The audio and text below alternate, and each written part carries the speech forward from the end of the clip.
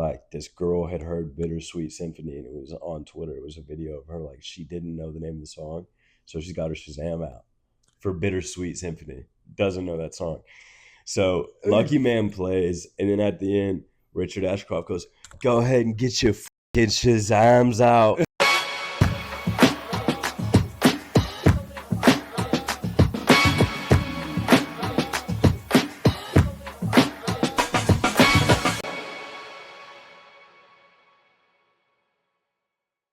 How was the trip? Oh, it was great. It was great. So I think maybe the worst part about the trip was definitely lost our bags on the way back home. No way. Yeah. I've been keeping that from you all day. No. Yeah. So after the whole Devil's Advocate thing, see a previous episode or a following episode, depending on how these get posted. Say previous. Previous? Yeah, previous. Let's see.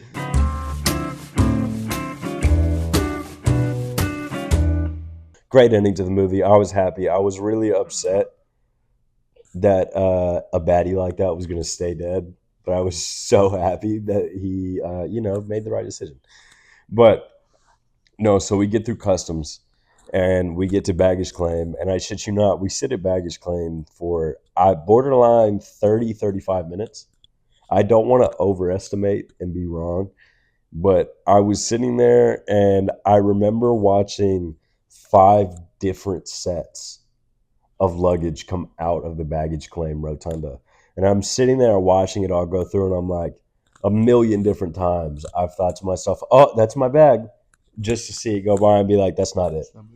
And then I look at Mom and she's like, I don't know. And I'm like, all right, well, we were like one of the first people on, so maybe it takes a minute. You got to dig back. You get the last luggage out first.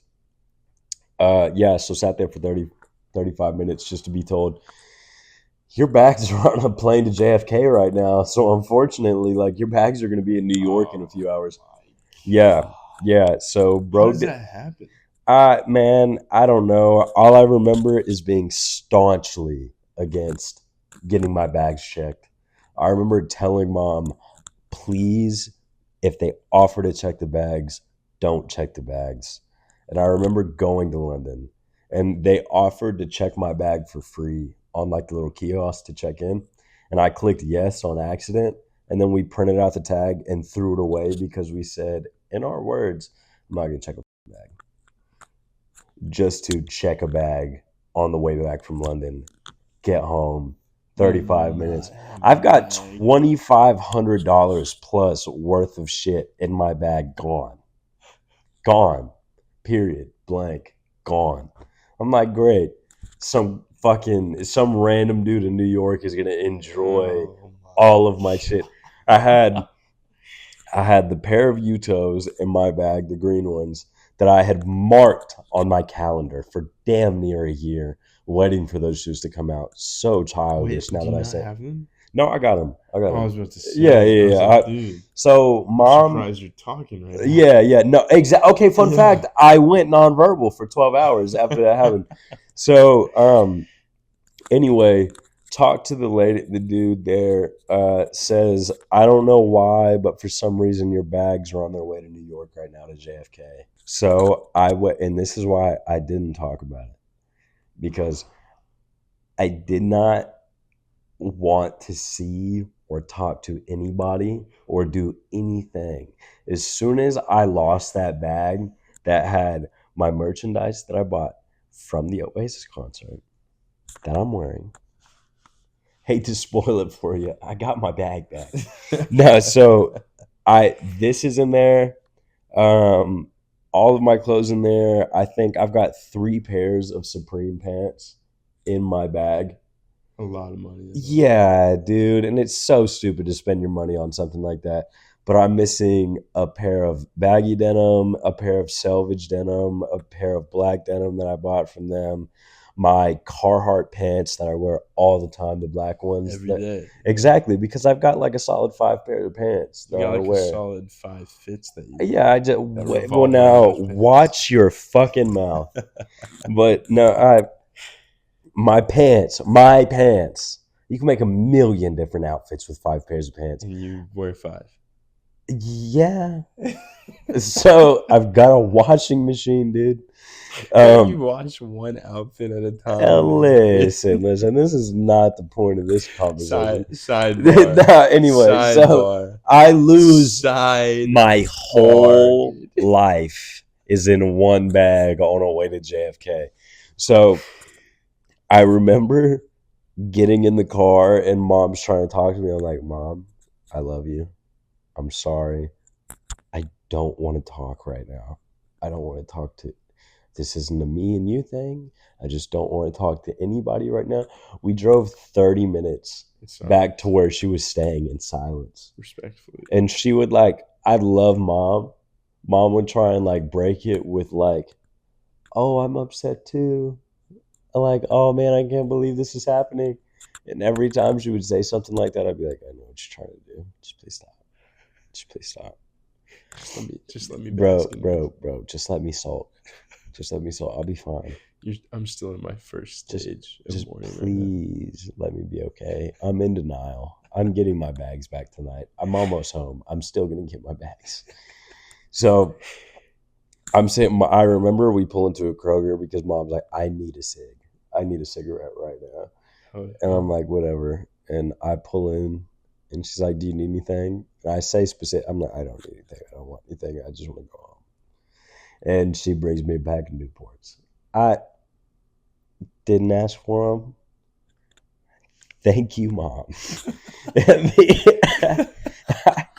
I get home and like I walk in the door and I'm like, smoke a cig. Oh, dude, I'm about to flip shit. I'm either putting a hole through a wall or I'm punching a dart. I'm punching drywall or a dart right now. One thing is gonna happen. Anyway, as your roommate, can I say, punch a lot of darts. Thank you for punching a dart. Yeah, punch a lot of darts. That, yeah. So no, so I'm slowly coming to grips with the fact of I might take a $2,500 loss, you know, but I also have like that moment where, you know, you got to take the good with the bad. It is what it is. You saw Oasis perform live after 16 years in their hometown on their first night back to a sold out crowd of over 80,000 people, which there were 80 plus. Holy fuck, there were 80 plus. There's going to be pictures. I'll send them to him because I'm going to put like 2 right here. 1, 2. I was in there. What the fuck? So I'm an Oasis fan. Yes, he is. I'm an Oasis fan for sure. For sure. If that got cut earlier. It did. I listened to the same Oasis song for a year straight. Every single day. He's going to listen to it again tonight after we finish wrapping this. I don't think that year of me listening to it is over. I think that continues on for the rest of my life. Absolutely not. We might make it the intro to this video. I remember damn near everything. This is like, I know, like I'll go to concerts and I'll have moments where I'm like trying to record something. And like you get back to your car and you're like, oh, let me try and remember everything that I like actually saw. This one is one where I'm like, I have no trouble recalling what it was like. Yeah. Oh yeah. Because the thing about crowds in Britain is like, yeah, they'll record for like a second or two, but it's like I'm getting the first second of the song and I'm putting my phone up for the next 5 minutes and it's just me and the music. Enjoy it. Yeah. Yeah, dude. I can't like I've been to an Astro World concert, and I've been to Rocky, and I've been to countless others. I've been to the Eagles. I think over here, America is very heavy on like, wow, what a performer, what a performance. That was great. The showmanship was fantastic. Over there, it becomes very apparent like 2 songs in, it's like, oh my God, this isn't like the performers doing this. This is the music. Like they're just there to enjoy. Everybody's just there to take in the moment. Heck yeah. And it was insane to see like, not only to be one, I thought I was down for Oasis. I get over there and it's like these motherfuckers are gods. Or like I've never experienced what I would equate it as to Beatles mania or to people fainting from watching Michael Jackson. You see what I'm saying? Like I went over We there. don't have that over No, here. there's like nothing like I can't Taylor Swift, like girls crying outside of the stadium listening to Taylor Swift. That's the very closest you're ever gonna get to what that was like over But there. that's such a niche And that's on a group minute. of people. I swear to God, we walked out of the concert. I don't know if this dude was in his late 20s or early 30s or what it was. I swear on the Bible, we're walking out of the concert and you hear this man go, I feel fulfilled. And he's like crying. And he's like talking to his girlfriend. And this is a kid like maybe 5-6 years ahead of us. And he's going, I feel emotionally fulfilled. I just can't believe I was a part of that. Like that was the peak of his life. Yeah, dude. And it's like you get over there, and I've been in like really big crowds of people singing music, but to hear 60,000, there was 80,000 plus people there. Obviously, you got to take into account some people are just there to be there. Some people don't know the music. To hear what I would, as a generous guess of like 60,000 plus people knowing every single word to every single song That's being insane. played. Yeah. I was over there and I was like, maybe I'm not an Oasis fan. Like maybe I don't I have fuck no with them idea like who these that. guys are. Yeah. Like I remember vividly, like I got there, I met it was two girls and a dude. It was two dudes and a girl. It was Callum and Fraser. Callum. And then this girl. I'm sorry, sweetheart. I don't remember your name. But I was focused on Oasis. But it was cool because like people in the crowd like would tell it was the equivalent of like a British dude coming over here and us being like, oh no way, that's a British accent. Where are you from? Like blah blah blah blah. I went over there and they're like, oh, you're not from here. Where are you from? Yeah, they like wanted to know everything.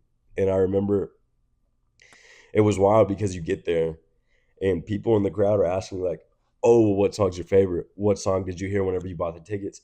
What song did you hear whenever you were on your way here? Like, what's the one that you're hoping they play? Like, everybody's It's like so associated to on the entire music life. itself. Yeah.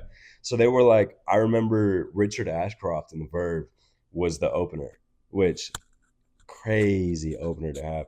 And I remember them asking like, oh, like what song do you want to hear the most? And I remember being like, oh, I love Lucky Man.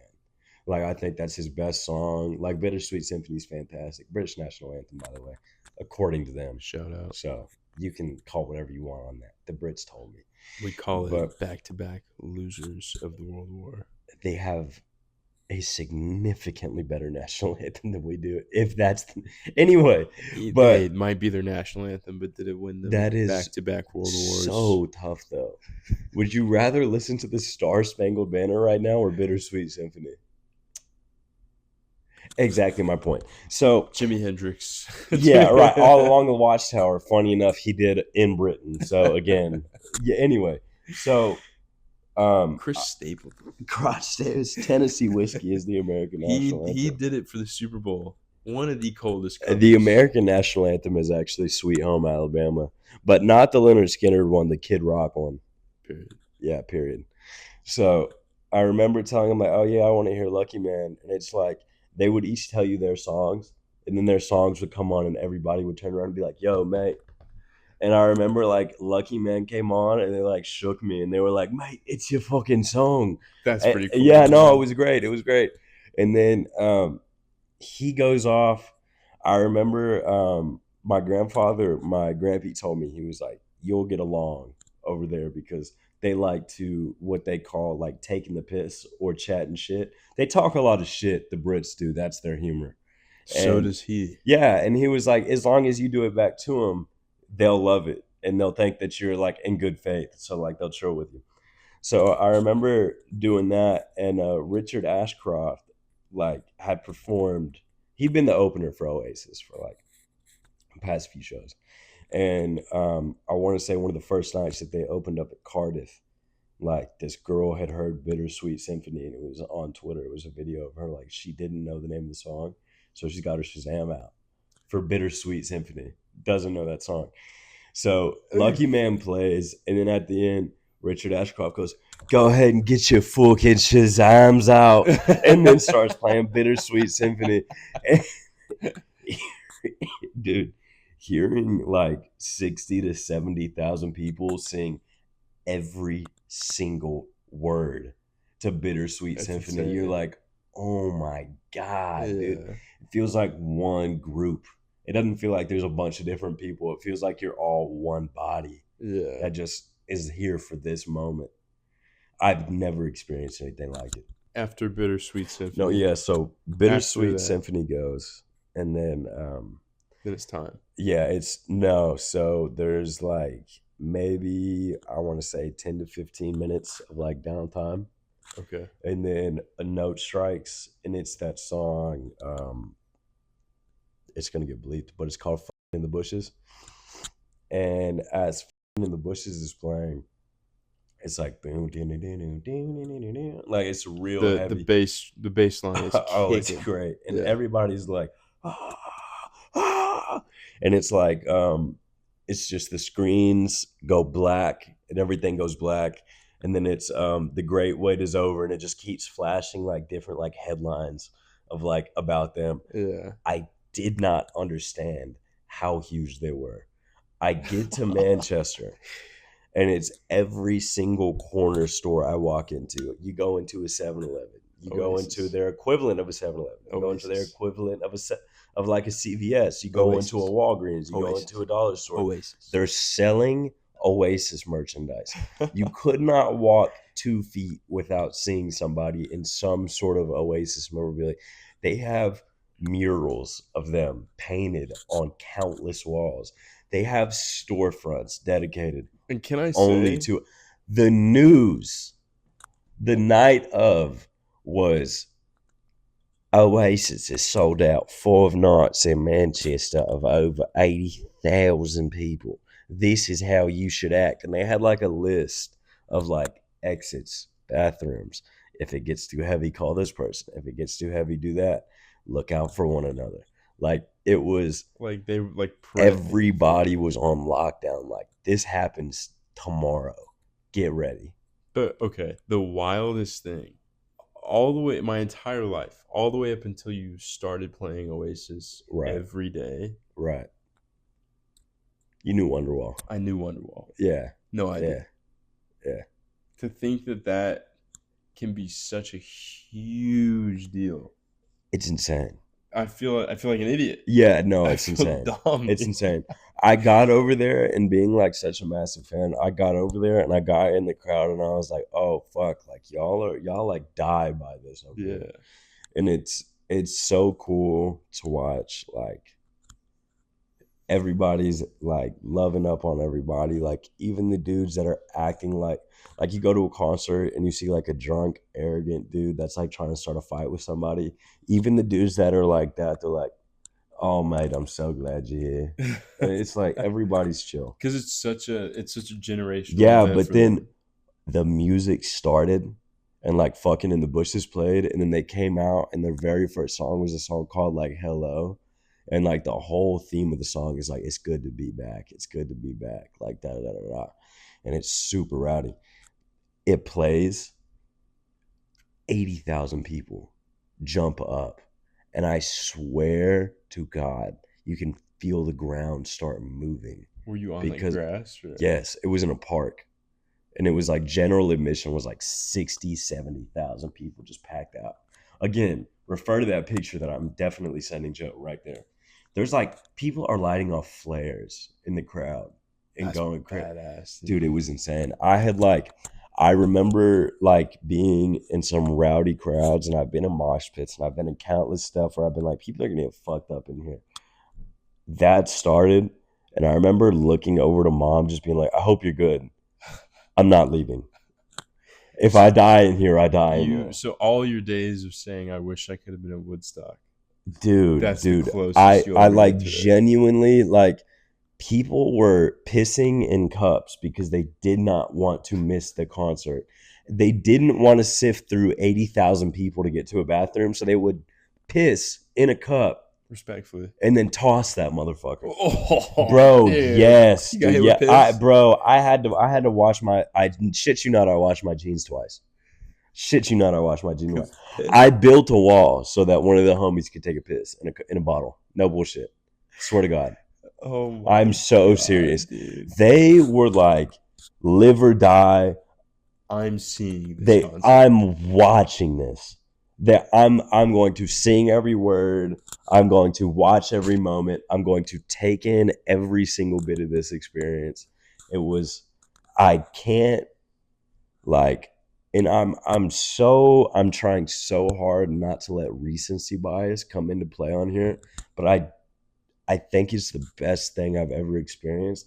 I don't know if I will be in another concert experience quite like that because I think that's a one of one. It was the biggest band in their hometown after 16 years on the very first night. That's like if George Strait toured and we watched his opening day here in Fort Worth. I genuinely, like, I have nothing to equate it to over here. It would be like if Michael Jackson wasn't dead and he said he was going on tour and it was the first night back in Gary, Indiana. It would be like, no, I genuinely can't explain, like, going over there. We were on the fucking trains for the city and Liam was the voice. Next stop is Heaton Park. Go on. I'm so serious. I've never experienced anything like that. I genuinely was like caught up in a moment where it was like, like, this doesn't feel real. None of this is real right now. I can't believe I'm here. I can't believe this is happening. What is happening? I'm just happy that I'm here. Do you still feel like that? Like, yeah. Like I haven't, dude. I haven't even rewatched the videos yet, and I'm still like, what happened? Yeah. Like, what happened? They ended They came out and did a 4-song encore. And they ended with Champagne Supernova and did a 5-minute firework presentation as the solo was going out at the end of Champagne Supernova, and that's how they closed the night out. And I was like, bro, I don't see how this gets topped. I wouldn't even record that. I would just sit there. Bro, I recorded it, but I don't know if it was in frame. I don't know if any of it. I'm like, my phone is up and I'm just like, bro, what's happening? Yeah. I was like, I hope this works. I'm not going to check. The sky, yeah, it could be. I was like, I don't care. I was like, my hand was up. I had it. I was like, what's happening? What's happening? And then it was like, you walk out, and we're going to put another picture right here because I'm going to send it. This is a 6-lane street and everybody's trying to get home. Mm-hmm. You could hear, I saw like videos on Twitter and Instagram the next day, and it was like people could hear the music over 1.5 miles away and like the crowd over 1.5 miles away. And there was like people on Manchester and the outskirts of Manchester, just like outside in the streets singing and dancing to Oasis. Like, but the concert, not like they were playing it on it, just like they were vibing to that. That's insane. And I was genuinely, I was sitting there and I was like, I've never been a part of something this big, and I've never been a part of something that's like felt so deeply like this. And I was just like, wow, I'm just so happy I'm here. I'm just so happy I'm here right now. And I was watching it and I was like, it was, not only was it like everything I wanted it to be, but it was like so much more, because I went in with no frame of reference that it would be that big. And I was just like, dude, what? Like, it made me jealous that we don't have anything like that here. Like, it made me think for a second, damn, maybe England is the shit. But I was like, I mean, fuck the Queen. Yeah. But I was like, dude, like, we don't, like, dude, we have white girls crying to Taylor Swift outside. That's so gay. They had grown 60-year-old men shirtless moshing to an Oasis song There's in the streets a mile away. 30-year-olds that have a whole life to live saying, bro, they they've have been kids at home. fulfilled. They have kids at home. And that was the best moment of their And he's life. like, I feel fulfilled. Mate, no, I feel emotionally fulfilled. And he's like crying. And I'm like, strangely enough, I relate. Yeah, I you understand. feel it, I was yeah. like, I get it. Yeah. No, I can't even like, I don't like, I'm going to have a kid one day and I'm going to have to lie and be like, this is the greatest moment of my life. No, but it was great. It was great. I like once in a lifetime experience. I'll never be able to replicate that. No. I'm completely fine with that. Wow. I'm just happy that I was able to be there. Yeah. For that. Yeah. That's huge. Dude, it was incredible. It was crazy. I deadass was at the concert. I forgot about my birthday completely. I was like, nothing else in life nothing mattered. Dude, you could have told me I had cancer that day. I would have been in that concert. Fucking Liam's candidate. Like, oh, dude, yeah, no, insane. I can't come. I don't know. Can't come. I came.